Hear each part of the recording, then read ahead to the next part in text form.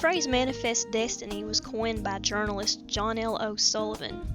This was the belief that America was destined by God to expand westward until we took over the North American continent. There were several different areas in which we applied this concept of manifest destiny. First of all, let's talk about the Pacific Northwest, Oregon Territory. Before we understand Oregon fever, or the itch that many Americans got to travel to Oregon Territory in the mid-1800s, we need to know something about that territory, the land, the climate, what was so attractive about it. If you've ever been to the Pacific Northwest, you probably noticed that it doesn't fit the stereotype of the West. Okay, the West is a vast amount of territory that is very diverse, as we've seen. It's not hot and dry like the deserts of Arizona.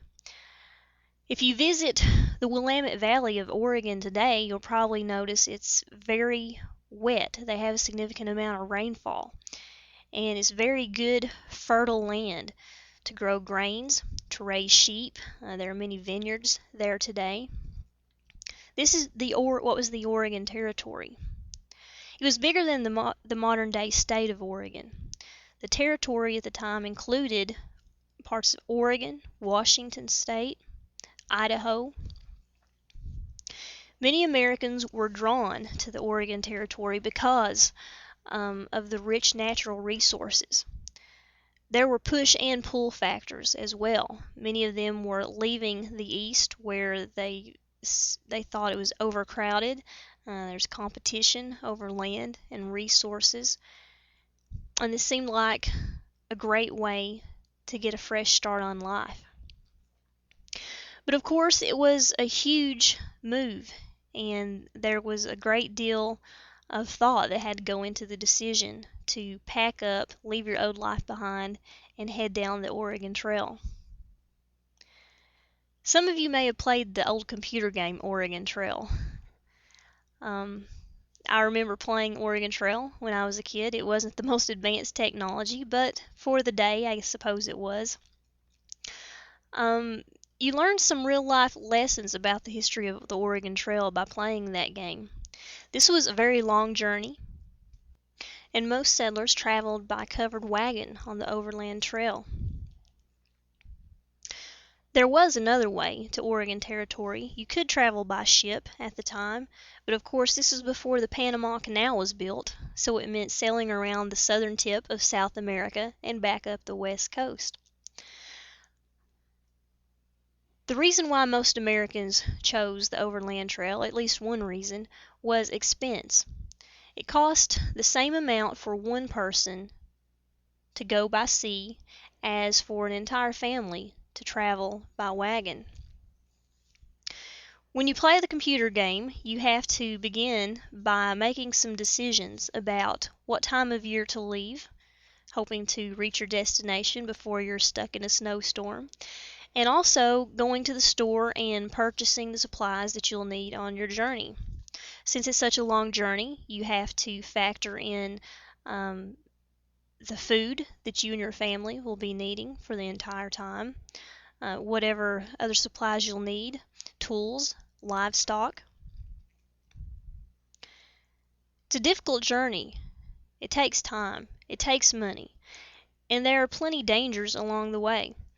When you play the game, just as it was in real life, you consider the possibility of an Indian attack. The truth is that this was a very rare occurrence. There were Native Americans out there watching the settlers move by, but usually they did not attack. You might ask yourself why. I'm sure that in the short term, even when families traveled in wagon trains as they did for each other's support, they could have easily been overcome, outnumbered by Native Americans.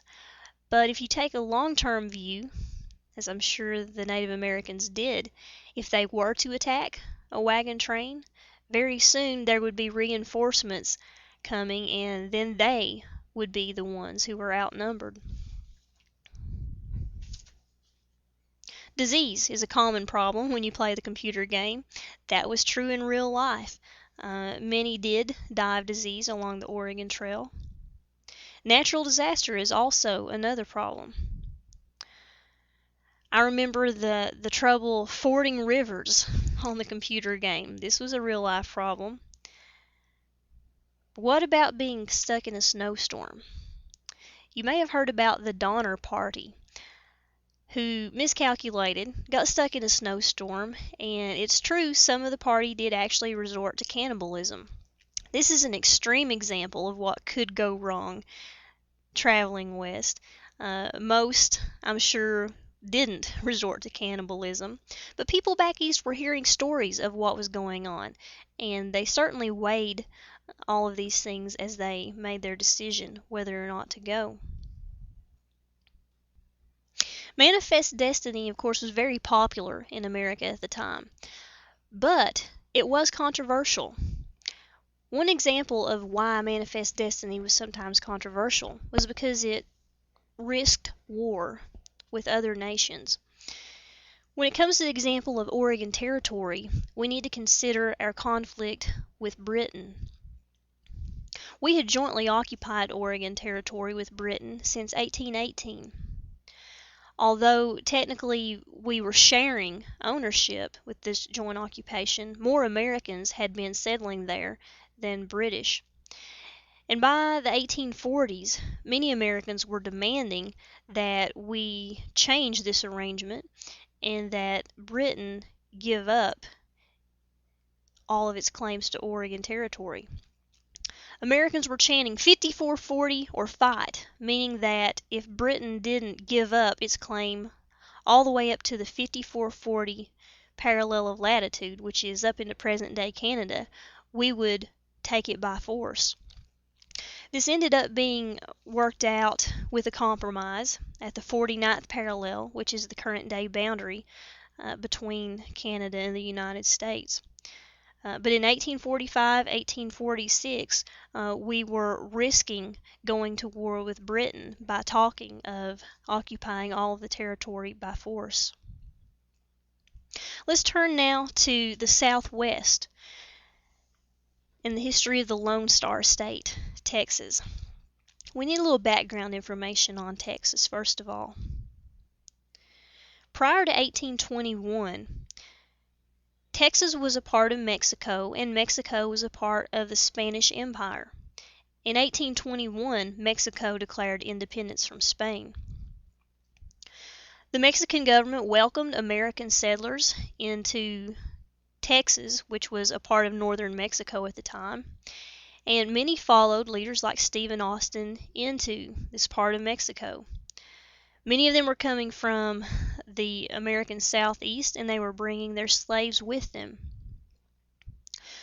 But under the leadership of dictator Santa Anna, the Mexican government began cracking down on their authority over these Americans.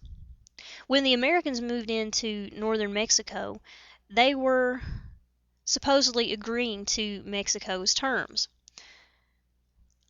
agreeing to live under the authority of the Mexican government, swearing allegiance to the established Roman Catholic Church.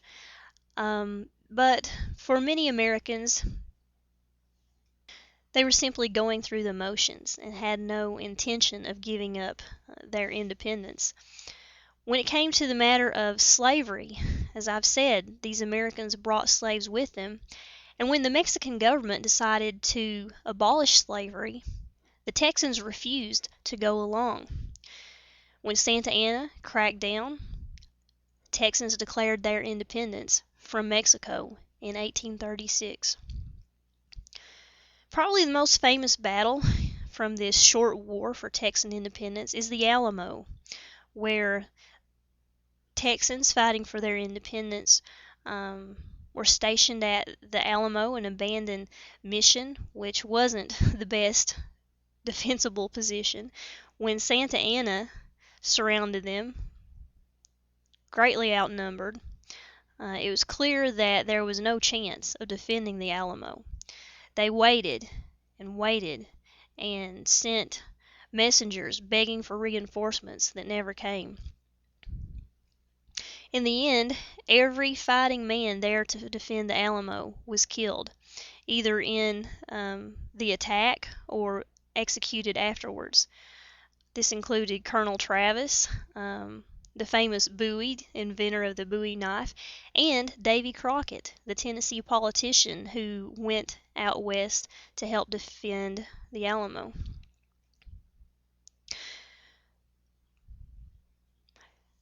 Remember the Alamo, but also remember the Battle of San Jacinto. After the Alamo fell, Sam Houston, although he had not brought troops in time to defend the Alamo, he used what happened as a rallying cry to inspire the troops to get revenge against Santa Anna.